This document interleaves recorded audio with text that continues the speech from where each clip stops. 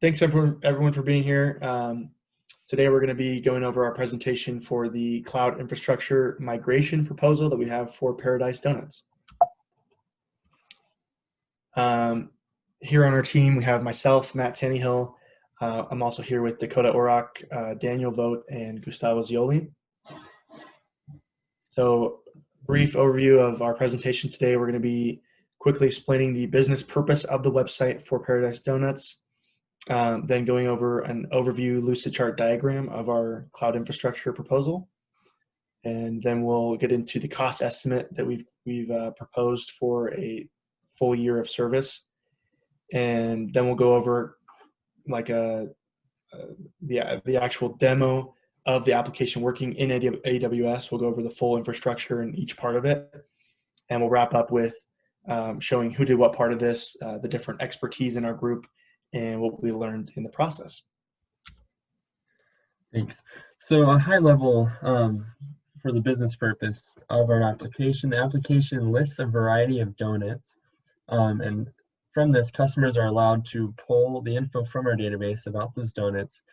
And this application that we've created is just a proof of concept, and to show that we can move DevOps through cloud infrastructure. This is also very scalable, so that we can use it for our 31,000 different retail locations. Plus, it can scale to a dynamic online ordering system. All right, so here we see a lucid chart diagram of our AWS infrastructure. And to explain it a little bit, from the user's perspective, they'll access our application through Amazon CloudFront, and that will distribute our application throughout the whole world to ensure that no matter wherever the user is, they can access our website very quickly. It will then connect to an S3 bucket, and once connected to the S3 bucket, it will call our API that's used through Amazon API Gateway, which will then call a Lambda function to retrieve data from the Dynamo database. And if there is a DAX cluster cache, it will use that to increase the speed with which the data is retrieved. With this, we also use AWS Code Pipeline. To explain that a little bit, it is like Git, where you can commit code to the source, but then it will automatically deploy that code to the production environment, all very easily and seamlessly, and we'll have a demonstration of this later in the presentation. Okay, to come up with a realistic price estimator, we calculated some numbers to have an idea of how many users will be using the website at the same time. According to our research here, we found that the 2019 Krispy Kreme revenue was $887 million. So we assumed that every customer's bought a dozen of donuts that cost around $9.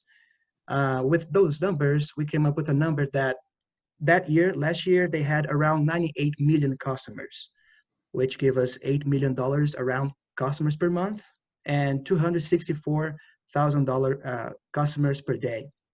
Of course, not all the customers, they buy online. The majority, they just go on the store and buy there. But we assumed that 10% of those customers, they bought their donuts online, and which give us around 800,000 customers per month ordering online. So after we came up with those numbers and adding to our AWS there, the S3 storage, the API gateways, also Lambda and DynamoDB, that gave us the price of that first year of around $14,000 for the first year, having the total upfront of $3,000 around that number, and the total monthly of around $1,000. And so now we'll go to a live site demo. You can see that we have the CloudFront distribution URL as well as the S3 bucket. So here's our site. Its front end is distributed through S3. It's just basic HTML pages. As you scroll down, you can see a list of all the donuts. If we were to change the drop-down menu, we could change what donuts are returned. And so what this does is it calls an API gateway, which then uses the Lambda function to query the database and then return the donuts according to whatever the search term was.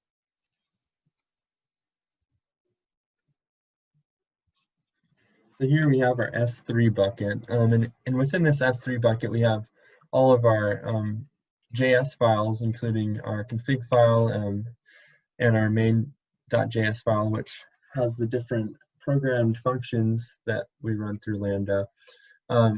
Additionally, we have the index file in here. Moving on.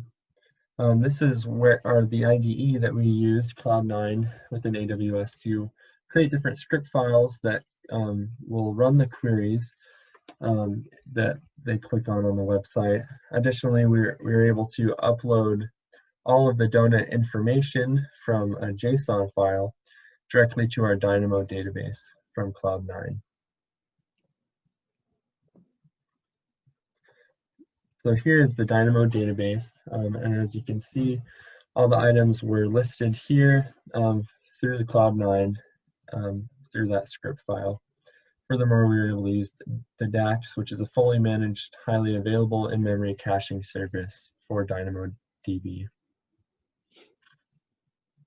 And then for code pipeline, we were able to use this as a way to quickly make changes to the website and instantly deploy these changes into production. Quickly, to demo how this works, you may have noticed that on our website, we had a intruder bug as one of the pictures. So I'll quickly demonstrate how to change this as if we were to make changes to the website using code pipeline. What I would do first is make the change directly to the repository. So I'll go ahead and copy this into our repository here that I've created on my local desktop. So I'll replace this intruder file with the new file, which I do not see where, there it is. And this new file looks like this, which is the actual glazed blueberry cake donut. So I'll go ahead and push these changes to our repository, which is stored in code commit through AWS. I'll go ahead and change that, push those changes, and we'll see now, hopefully, in a second, we should see a spinning, we should see this spinning right here, which will show us that the source has been changed, and then the changes will be deployed to our website. Should just take a second. There we see the deploy is spinning, and then it should be green pretty quickly here, and it will say succeeded. That means that our changes were successfully uploaded to the repository and deployed successfully to production to the website. And there we go, it succeeded. So I'll go back to the website. There might be a slight delay before it actually makes the change, and I'll go ahead and refresh. And you can see our change was successfully deployed into production. We no longer have our bug image. And that is how we used code pipeline.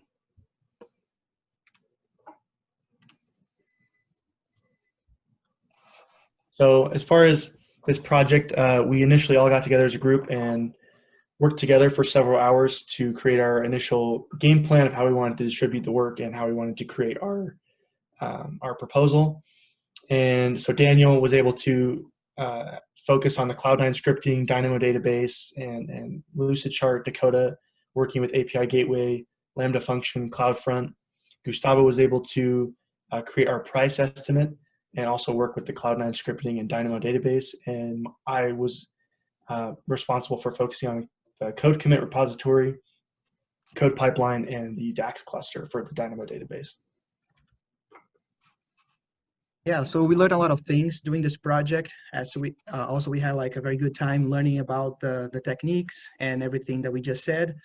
But also we learned how good it is for a company, for a business to use AWS services.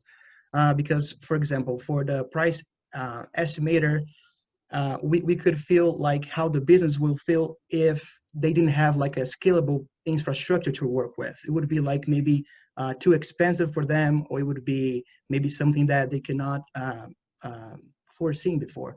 So we learned that the pay-as-you-go, it's viable and fair with the AWS, and this, as long with all the techniques we learned, it was a very good opportunity for us and a great experience. So I hope you enjoyed our presentation. Thank you very much.